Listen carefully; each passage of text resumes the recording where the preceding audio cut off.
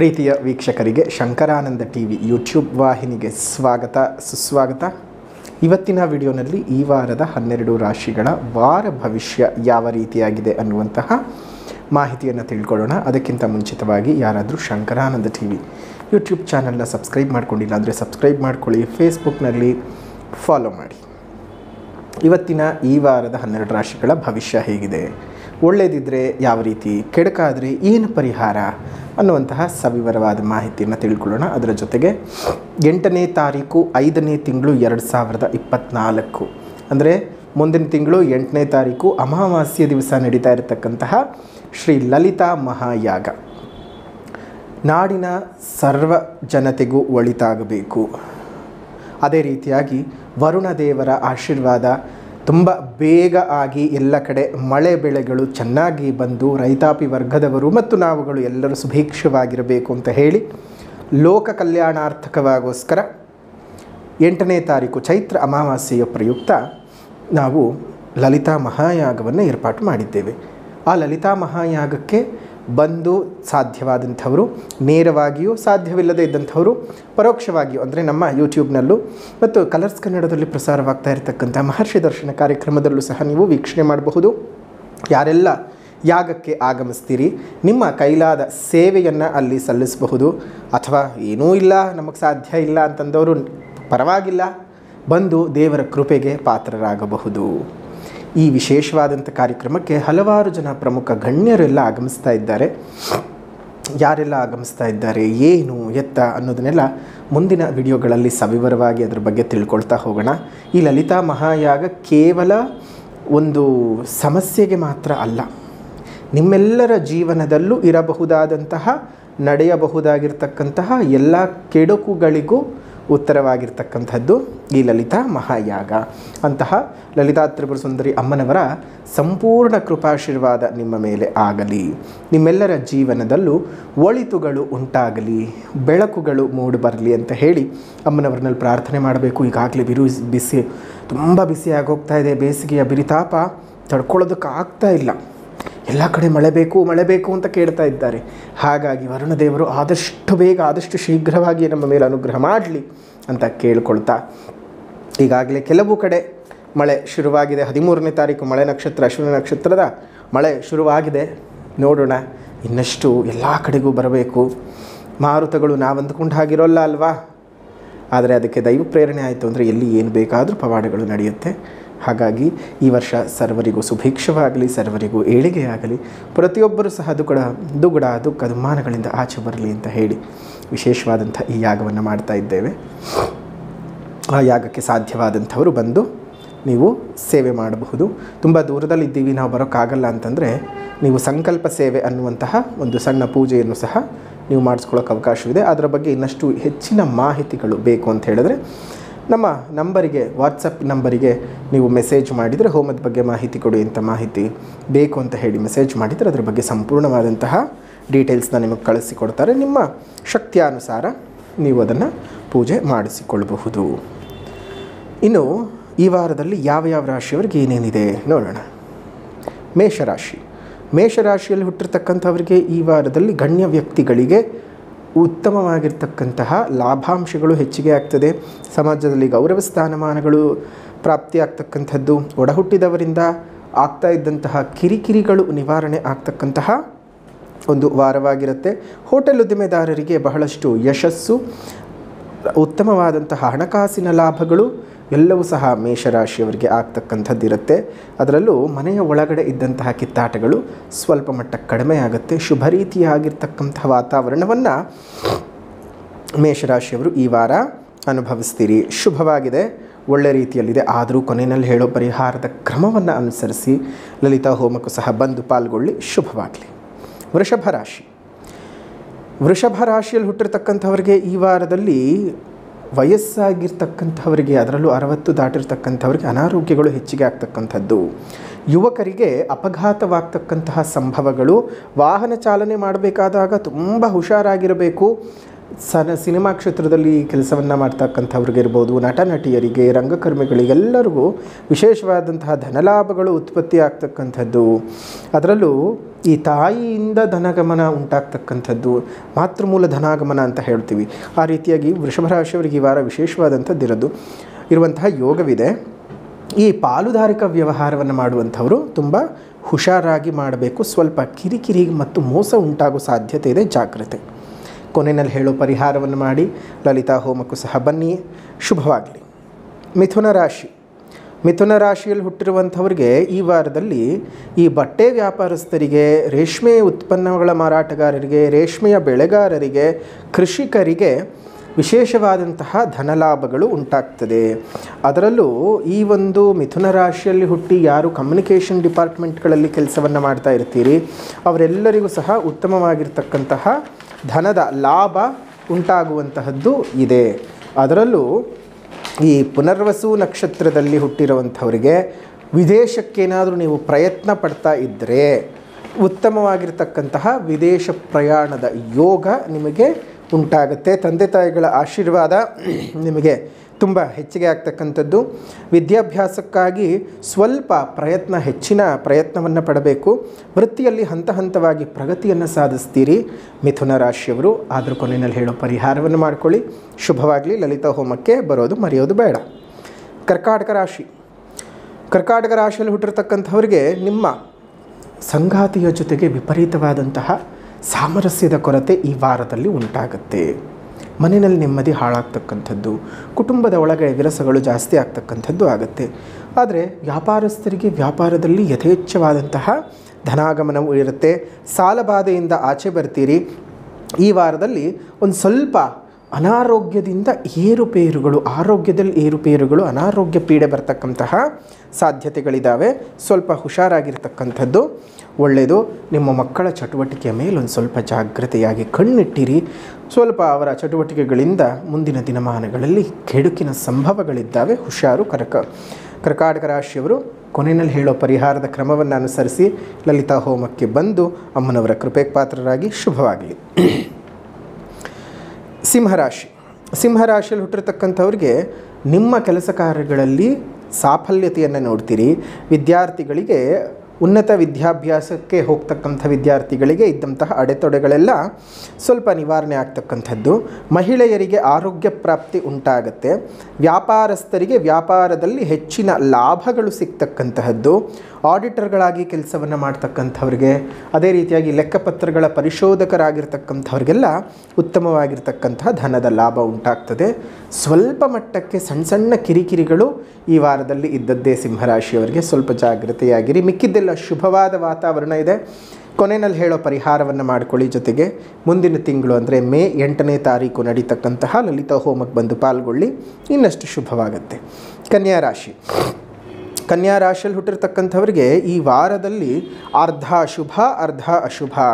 ವಾರದ ಪ್ರಾರಂಭ ಅಷ್ಟೇನು ಸುಖಕರವಲ್ಲದೇ ಇದ್ದರೂ, ನೆಮ್ಮದಿಯಾಗಿ ಇಲ್ಲದೇ ಇದ್ದರೂ, ವೃತ್ತಿ ವ್ಯಾಪಾರ ವ್ಯವಹಾರಗಳಲ್ಲಿ ತೊಂದರೆಗಳನ್ನು ನೋಡಿದರೂ ವಾರಾಂತ್ಯದ ಹೊತ್ತಿಗೆ ಗುರುವಾರದ ಮಧ್ಯಾಹ್ನದ ನಂತರದಲ್ಲಿ ಬಹಳ ಶುಭ ಫಲಗಳನ್ನು ನೀವು ಅನುಭವಿಸೋದಕ್ಕೆ ಶುರು ಮಾಡ್ತೀರಿ. ಅಂದುಕೊಂಡಂತಹ ಕೆಲಸ ಕಾರ್ಯಗಳು ಸಾಕಷ್ಟು ಪ್ರಗತಿ, ಸಂತಾನದ ಭಾಗ್ಯ, ನೆರೆಹೊರೆಯವರಿಂದ ಆಗ್ತಾ ಇದ್ದಂತಹ ಕಿರಿಕಿರಿಗಳಿಂದ ಮುಕ್ತರಾಗ್ತೀರಿ. ದ್ರವ್ಯ ಲಾಭಗಳಾಗುತ್ತೆ. ಸುಗಂಧ ವಸ್ತುಗಳ ಮಾರಾಟಗಾರರಿಗೆ ಯಥೇಚ್ಛವಾದಂತಹ ಧನಾಗಮನ ಉಂಟಾಗ್ತಕ್ಕಂಥದ್ದು.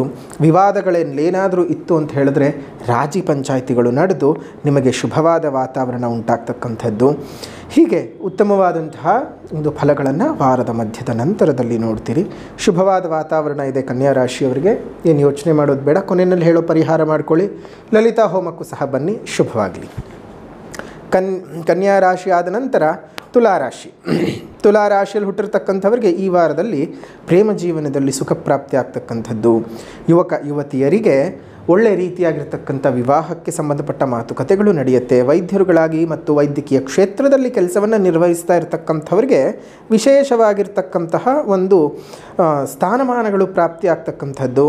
ಆರೋಗ್ಯ ಅಭಿವೃದ್ಧಿ ಆಗುವಂಥದ್ದು. ಉದ್ಯೋಗಿಗಳಿಗೆ ಮೇಲಧಿಕಾರಿಗಳಿಂದ ಇದ್ದಂತಹ ಕಿರಿಕಿರಿಗಳಿಂದ ದೂರವಾಗ್ತಕ್ಕಂಥದ್ದು.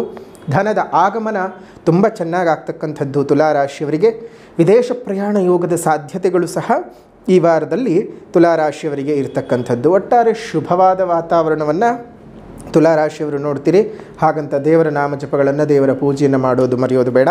ಕೊನೆಯಲ್ಲಿ ಹೇಳೋ ಪರಿಹಾರ ಮಾಡ್ಕೊಳ್ಳಿ, ಶುಭವಾಗಲಿ. ವೃಶ್ಚಿಕ ರಾಶಿಯಲ್ಲಿ ಹುಟ್ಟಿರ್ತಕ್ಕಂಥವ್ರಿಗೆ ಈ ವಾರದಲ್ಲಿ ಪಿತ್ರಾರ್ಜಿತ ಆಸ್ತಿ ನಿಮಗೆ ಪ್ರಾಪ್ತಿ ಆಗ್ತಕ್ಕಂಥದ್ದು, ವಾದ ವಿವಾದಗಳಿಂದ ಮನಸ್ಸಿಗೆ ಸ್ವಲ್ಪ ನೋವುಗಳು ಉಂಟಾಗ್ತಕ್ಕಂಥದ್ದು, ಪರಿಚಿತ ವ್ಯಕ್ತಿಗಳಿಂದ ಸ್ವಲ್ಪ ಹಣಕಾಸಿನ ತೊಂದರೆಗಳನ್ನು ನೀವು ನೋಡಬೇಕಾಗ್ತದೆ. ವೃಶ್ಚಿಕ ರಾಶಿಯವರು ಸ್ವಲ್ಪ ಜಾಗ್ರತೆಯಾಗಿರಿ. ವಸ್ತ್ರಾಭರಣಗಳ ಖರೀದಿಯನ್ನು ಮಾಡ್ತೀರಿ.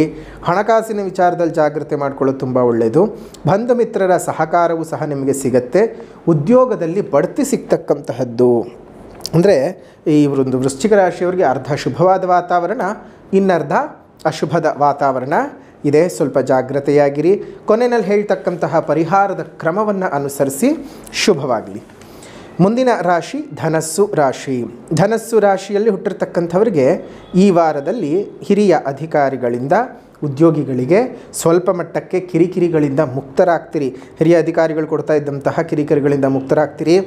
ವಾರಾಂತ್ಯದ ಹೊತ್ತಿಗೆ ಆರೋಗ್ಯ ತುಂಬ ಸುಧಾರಿಸುತ್ತೆ. ಏನಾದರೂ ಅನಾರೋಗ್ಯ ಇದ್ದರೆ ವೃತ್ತಿಯಲ್ಲಿ ಪ್ರಗತಿ ಬರುತ್ತೆ. ವರ್ತಕರಿಗೆ ವ್ಯಾಪಾರದಿಂದ ಹೆಚ್ಚಿನ ಲಾಭಗಳು ಬರ್ತಕ್ಕಂಥದ್ದು, ಸಾಲ ವಸೂಲಿ ಆಗ್ತಕ್ಕಂಥದ್ದು ಮತ್ತು ಸಾಲವನ್ನು ತೀರಿಸಿ ಸಹ ಕೊಡುತ್ತೀರಿ. ಈ ಶೇರ್ ಮಾರ್ಕೆಟ್ ಮೇಲೆ, ಅದೇ ರೀತಿ ವಿಮೆ ಮೇಲೆ ಎಲ್ಲ ಇನ್ವೆಸ್ಟ್ಮೆಂಟ್ ಮಾಡೋದಕ್ಕೂ ಸಹ ಇದು ಉತ್ತಮವಾದಂಥದ್ದು. ಆದರೆ ಅದರ ಬಗ್ಗೆ ಗೊತ್ತಿದ್ದರೆ ಮಾತ್ರ ಮಾಡಿ, ಇಲ್ಲಾಂದರೆ ದಯವಿಟ್ಟು ಕೈ ಹಾಕಕ್ಕೆ ಹೋಗಬೇಡಿ. ಯಾವುದೇ ರಾಶಿಯವರಾಗಲಿ, ಇವಾಗ ವಿಮೆನಲ್ಲಾಗಲಿ ಅಥವಾ ಶೇರ್ ಮಾರ್ಕೆಟ್ನಲ್ಲಾಗಲಿ ಅದೊಂಥರ ಹುಚ್ಚುಕುದುರೆ ಇದ್ದ ಹಾಗೆ ಲಾಭ ಬರುತ್ತೆ ಅಂತ ಹೇಳ್ತೀವಿ. ಅವತ್ತೇನೋ ಲಾಭ ಬರುತ್ತೆ, ಆದರೆ ಮರುದಿನವೂ ಇವತ್ತು ದುಡ್ಡು ಬಂದಿದೆ ಅಂತ ಹೇಳಿ ಮತ್ತೆ ನಾಳೆ ದುಡ್ಡು ಹಾಕೋಕೆ ಹೋದರೆ ಬರೋದಿಲ್ಲ. ಆ ಯೋಗ ಗೊತ್ತಿರಬೇಕು, ವಿದ್ಯೆ ಗೊತ್ತಿರಬೇಕು. ಹಾಗಿದ್ರೆ ಮಾತ್ರ ಕೈ ಹಾಕಿ. ಉದ್ಯೋಗದಲ್ಲಿ ಬಡ್ತಿ ಸಿಗ್ತಕ್ಕಂಥ ಸಾಧ್ಯತೆಗಳು ಧನಸ್ಸು ರಾಶಿಯಲ್ಲಿ ಇರುವಂಥವ್ರಿಗೆ ಇದೆ. ಶುಭವಾದ ವಾತಾವರಣ. ಆದರೂ ಕೊನೆಯಲ್ಲಿ ಹೇಳೋ ಪರಿಹಾರವನ್ನು ಮಾಡಿ ಲಲಿತಾ ಹೋಮಕ್ಕೂ ಬಂದು ತಾಯಿಯ ಅನುಗ್ರಹವನ್ನು ಪಡೆದುಕೊಳ್ಳಿ. 8ನೇ ತಾರೀಕು 5ನೇ ತಿಂಗಳಲ್ಲಿ. ಇನ್ನು ಮಕರ ರಾಶಿನಲ್ಲಿ ಹುಟ್ಟಿರ್ತಕ್ಕಂಥವ್ರಿಗೆ ಈ ಒಡ ಹುಟ್ಟಿದವ್ರ ಜೊತೆಗೆ ಯಾಕೋ ಬಿರುಕುಗಳು ಇನ್ನಷ್ಟು ಜಾಸ್ತಿ ಆಗ್ತಾ ಹೋಗುತ್ತೆ. ನೆಮ್ಮದಿ ವಾತಾವರಣ ಮನೆಯ ಒಳಗಡೆ ಇರಲಾರದೆ ಹೋಗುತ್ತೆ. ಪಾಲುದಾರಿಕಾ ವ್ಯವಹಾರಗಳಲ್ಲಿ ಇದ್ದ ಸಮಸ್ಯೆಗಳು ನಿವಾರಣೆ ಆಗುತ್ತೆ. ಸ್ವಂತ ಉದ್ಯಮಿಯಲ್ಲಿ ಇರತಕ್ಕಂಥವ್ರಿಗೆ ಹೆಚ್ಚಿನ ಲಾಭಾಂಶಗಳು ಬರ್ತಕ್ಕಂಥದ್ದು. ವ್ಯಾಪಾರ ವ್ಯವಹಾರಗಳು ಹಂತ ಹಂತವಾಗಿ ಅಭಿವೃದ್ಧಿಯಾಗುತ್ತೆ. ಈ ಕಾನೂನಿನ ಅಡಿಯಲ್ಲಿ ಕೆಲಸವನ್ನು ಮಾಡ್ತಕ್ಕಂಥವ್ರಿಗೆ ತುಂಬ ಶುಭವಾದ ವಾತಾವರಣ, ಪದೋನ್ನತಿಗಳು ಸಿಗ್ತಕ್ಕಂತಹದ್ದು. ತಾಯಿಯ ಅನಾರೋಗ್ಯ ಸಮಸ್ಯೆಗಳು ಹೋಗಿ ತಾಯಿಗೆ ಆರೋಗ್ಯ ಪ್ರಾಪ್ತಿ ಆಗುವಂತಹ ಶುಭವಾದ ವಾರ ಮಕರ ರಾಶಿಯವರಿಗೆ. ಒಟ್ಟಾರೆ ಸ್ವಲ್ಪ ಏನೇ ಆದ್ರೂ ಮಕರ ರಾಶಿಯವರು ಜಾಗ್ರತೆಯಾಗಿರೋದು ಒಳ್ಳೆಯದು. ಈ ಒಂದು ವಾರದಲ್ಲಿ ನೀವು ಕೊನೆಯಲ್ಲಿ ಹೇಳೋ ಪರಿಹಾರವನ್ನು ಸಹ ಮಾಡಿಕೊಳ್ಳಿ. ಶುಭವಾದ ವಾತಾವರಣ ಉಂಟಾಗ್ತದೆ. ಅದರ ಜೊತೆಗೆ 8ನೇ ತಾರೀಕು 5ನೇ ತಿಂಗಳು 2024 ಅಂದರೆ ಮುಂದಿನ ತಿಂಗಳು 8ನೇ ತಾರೀಕು ನಡೆಯುವಂತಹ ಲಲಿತಾ ಹೋಮಕ್ಕೂ ಸಹ ಬಂದು ಪಾಲ್ಗೊಳ್ಳಿ. ಯಾವುದೇ ರೀತಿ ಸಮಸ್ಯೆ ತಾಪತ್ರೆಗಳಿದ್ದರೂ ಅಮ್ಮನವರ ಕೃಪೆಯಿಂದ ನಾಶವಾಗ್ತದೆ. ಕುಂಭರಾಶಿಯಲ್ಲಿ ಹುಟ್ಟಿರ್ತಕ್ಕಂಥವರಿಗೆ ಈ ವಾರದಲ್ಲಿ ಈ ಸರ್ಕಾರಿ ಅಧಿಕಾರಿಗಳಿಗೆ ಕಾರ್ಯದಲ್ಲಿ ಬಹಳ ಒತ್ತಡಗಳು ಉಂಟಾಗ್ತಕ್ಕಂತಹದ್ದು. ವಾಹನಗಳನ್ನು ಖರೀದಿ ಮಾಡ್ತೀರಿ ಕುಂಭರಾಶಿಯವರು. ಈಗಾಗಲೇ ಯೋಜನೆ ಇದ್ದರೆ ಅನಾರೋಗ್ಯದಿಂದ ವಿಮುಕ್ತಿ. ಅದೇ ರೀತಿಯಲ್ಲಿ ಗಣಿಗಾರಿಕೆ ಕೆಲಸವನ್ನು ಮಾಡ್ತಕ್ಕಂಥವರಿಗೆ, ಭೂ ಸಂಬಂಧಿತ ವ್ಯವಹಾರಗಳನ್ನು ಮಾಡ್ತಕ್ಕಂಥವರಿಗೆ ಕಾರ್ಯಗಳಲ್ಲಿ ಯಶಸ್ಸು. ಈ ಸಿದ್ಧ ಬಟ್ಟೆಗಳ ಮಾರಾಟಗಾರರಿಗೆ ವಿಪರೀತವಾದಂತಹ ಧನಾಗಮನ ಉಂಟಾಗ್ತಕ್ಕಂಥದ್ದು. ಗೃಹ ಅಲಂಕಾರ ವಸ್ತುಗಳ ಮಾರಾಟಗಾರರಿಗೂ ವಿಶೇಷವಾದಂತಹ ವ್ಯಾಪಾರದ ಅಭಿವೃದ್ಧಿ, ಧನಲಾಭಗಳು, ದ್ರವ್ಯ ಲಾಭಗಳು ಉಂಟಾಗುತ್ತೆ. ಕುಂಭರಾಶಿಯವರಿಗೆ ಶುಭವಾದ ವಾತಾವರಣವನ್ನು ನೋಡ್ತೀರಿ ಕುಂಭರಾಶಿಯವರು ನೀವು ಸಹ.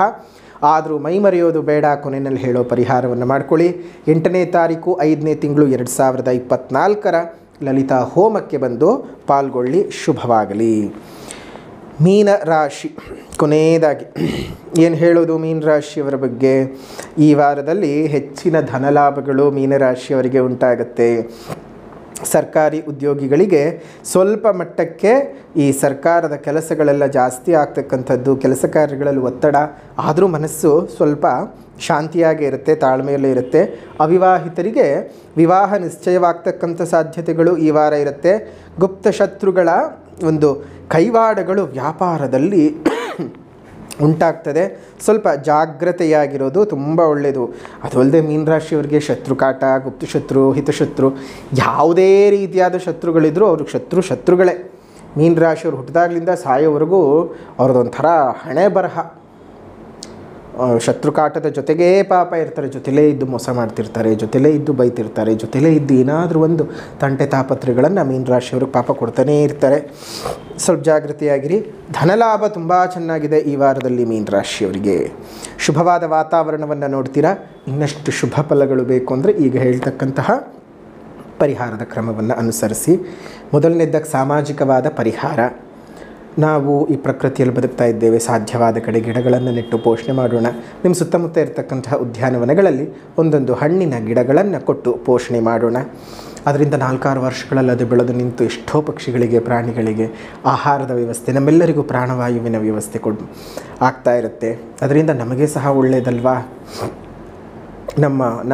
ನಾವು ನೆಟ್ಟು ಬೆಳೆಸಿದಂಥ ಮರದಲ್ಲಿ ಎಷ್ಟೋ ಪಕ್ಷಿಗಳು, ಪ್ರಾಣಿಗಳು ಆಹಾರವನ್ನು ಹುಡುಕೊಳ್ತಾ ತನ್ನ ಸಂತಾನ ಅಭಿವೃದ್ಧಿಯನ್ನು ಮಾಡ್ತಾ ಅವುಗಳು ಗೂಡು ಕಟ್ಕೊಂಡು ನೆಮ್ಮದಿಯಾಗಿದ್ದರೆ ಅದನ್ನು ನೋಡಿದಂಥ ಭಗವಂತ ಒಬ್ಬರಿಗೆ ಆಸರೆಯಾಗಿದ್ದಾನಪ್ಪ ಇವನು ಅಂಥೇಳಿ ನಿಮಗೆ ಆಶೀರ್ವಾದ ಮಾಡೇ ಮಾಡ್ತಾನೆ. ಅದರಿಂದ ದೇವರೇ ಮೆಚ್ಕೊಳ್ತಕ್ಕಂಥ ಕೆಲಸ, ದೇವರನ್ನು ಮೆಚ್ಚಿಸೋ ಕೆಲಸ ಅಲ್ಲ, ದೇವರೇ ಮೆಚ್ಕೊಳ್ಳುವಂಥ ಕೆಲಸವಾಗ್ತದೆ.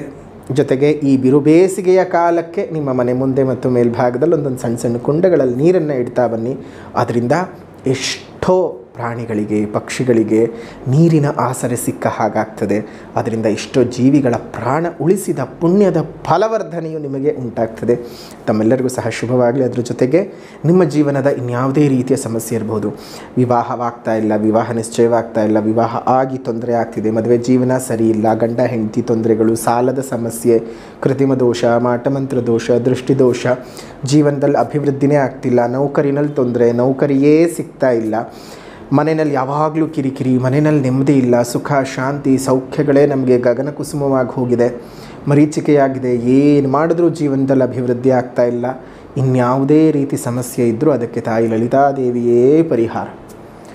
ಆ ತಾಯಿ ಶ್ರೀ ಲಲಿತಾಂಬಿಕೆಯನ್ನು ನೆನೆಸಿಕೊಂಡು ನಿಮ್ಮೆಲ್ಲರ ಸಮಸ್ಯೆಗಳು ಹೋಗಬೇಕು. ಜೊತೆಗೆ ಲೋಕವು ಸುಭೀಕ್ಷವಾಗಿದ್ದು ವರುಣದೇವರ ಆಗಮನವು ಶೀಘ್ರವಾಗಿ ಆಗಬೇಕು ಅಂತ ಹೇಳಿ ದಿನಾಂಕ 8ನೇ ತಾರೀಕು 5ನೇ ತಿಂಗಳು 2024 ಶ್ರೀ ಲಲಿತಾ ಮಹಾಯಾಗವನ್ನು ಏರ್ಪಾಟು ಮಾಡಿದ್ದೇವೆ. ಆ ಲಲಿತಾ ಮಹಾಯಾಗಕ್ಕೆ ತಾವೆಲ್ಲರೂ ಸಹ ಬಂದು ಪಾಲ್ಗೊಳ್ಳಬಹುದು.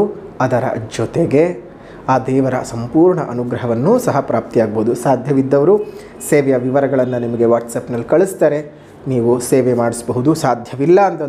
ಸಾಧ್ಯವೇ ಇಲ್ಲ, ನಮಗೆ ಸಾಧ್ಯ ಇಲ್ಲ ಅಂತ ಹೇಳಿದವರು ನೇರವಾಗಲ್ಲಿ ಬಂದು ಪೂಜೆಗೆ ಕೂತ್ಕೊಂಡು ಪೂಜೆಯನ್ನು ನೋಡಿ ದೇವರ ಆಶೀರ್ವಾದವನ್ನು ಪಡ್ಕೊಳ್ಳಿ. ನಿಮ್ಮೆಲ್ಲರಿಗೂ ಸಹ ದೇವರು ಒಳ್ಳೆಯದು ಮಾಡಲಿ. ಜೊತೆಗೆ ಈ ವಾರ ಭವಿಷ್ಯದ ಪರಿಹಾರವನ್ನು ತಿಳಿಸ್ತೀನಿ. ಜೊತೆಗೆ ಯಾಗ ನಡೀತಿರ್ತಕ್ಕಂಥ ಸ್ಥಳ ಪಶ್ಚಿಮ ವಾಹಿನಿ ಕಾವೇರಿ ನದಿಯ ತಟದಲ್ಲೇ ಇರತಕ್ಕಂತಹ ಮೂಲಶ್ರೀ ಲಕ್ಷ್ಮೀ ನೃಸಿಂಹಸ್ವಾಮಿ ದೇವಸ್ಥಾನ. ಶ್ರೀರಂಗಪಟ್ಟಣದಿಂದ ಮೈಸೂರಿಗೆ ಹೋಗೋ ರಸ್ತೆನ ಬಲಭಾಗದಲ್ಲೇ ಬರ್ತದೆ. ಮುಖ್ಯ ರಸ್ತೆಯಲ್ಲಿಯೇ ಇದೆ, ಹಳೆ ಮೈಸೂರು ಮುಖ್ಯ ರಸ್ತೆಯಲ್ಲಿಯೇ ಇದೆ. ಹುಡುಕುವಂಥ ಅವಶ್ಯಕತೆ ಇಲ್ಲ. 8ನೇ ತಾರೀಕು ತಾವೆಲ್ಲರೂ ಬೆಳಗ್ಗೆ 9 ಗಂಟೆಯಿಂದ ಶುರುವಾಗುತ್ತೆ. ಎಲ್ಲರೂ ಬಂದು ಸುಖವಾಗಿ ನೆಮ್ಮದಿಯಾಗಿ ಸಾಧ್ಯವಾದವರು ಪೂಜೆ ಮಾಡಿಸಿ, ಸಾಧ್ಯವಿಲ್ಲದೆ ಇದ್ದವರು ಕೂತ್ಕೊಂಡು ದೇವರ ಅನುಗ್ರಹವನ್ನು ಪಡ್ಕೊಳ್ಳೋದಕ್ಕೆ ಶುರು ಮಾಡಿ. ತಮ್ಮೆಲ್ಲರಿಗೂ ಸಹ ಒಳ್ಳೆಯದಾಗಲಿ. ದೇವರು ಸಹ ನಿಮಗೆ ಸುಖ ಜೀವನವನ್ನು ಕರುಣಿಸಲಿ. ಈ ವಾರದಲ್ಲಿ ನೀವು ಮಾಡಿಕೊಳ್ಬೇಕಾಗಿರ್ತಕ್ಕಂತಹ ಪರಿಹಾರ ಅಂತ ಹೇಳಿದ್ರೆ ಅರುಣಾಚಲೇಶ್ವರರ ಪೂಜೆ. ಅರುಣಾಚಲೇಶ್ವರರ ಅಷ್ಟೋತ್ತರ ಶತನಾಮಾವಳಿಯನ್ನು ಪ್ರತಿನಿತ್ಯ ಹೇಳ್ತಾ ಬನ್ನಿ. ಅರುಣಾಚಲೇಶ್ವರರ ಆಶೀರ್ವಾದ, ಅಣ್ಣಮಲಯಾಣಿಯ ಆಶೀರ್ವಾದ ನಿಮ್ಮೆಲ್ಲರಿಗೂ ಸಹ ಉಂಟಾಗಲಿ. ಲೋಕಾ ಸಮಸ್ತ ಸುಖಿನೋ ಭವಂತು, ಸಕಲ ಸನ್ಮಂಗಳಾನಿ ಭವಂತು, ಸರ್ವೇ ಜನಾಃ ಸುಖಿನೋ ಭವಂತು, ಸಮಸ್ತ ಸನ್ಮಂಗಳಾನಿ ಭವಂತು.